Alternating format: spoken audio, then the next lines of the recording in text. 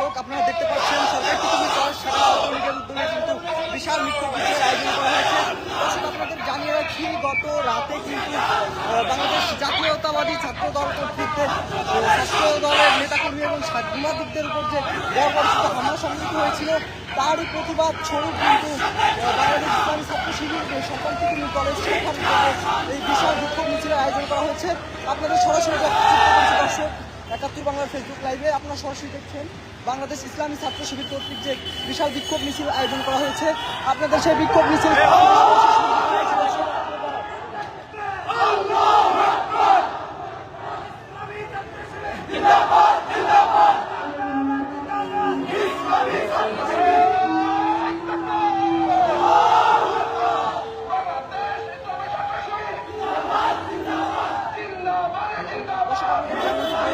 গতকাল রাতে কিন্তু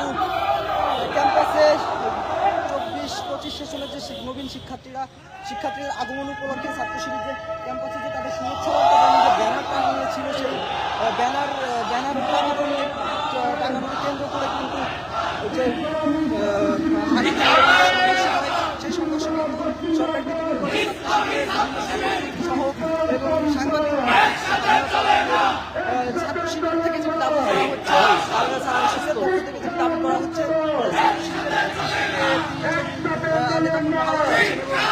কয়েকজন সাংবাদিককেও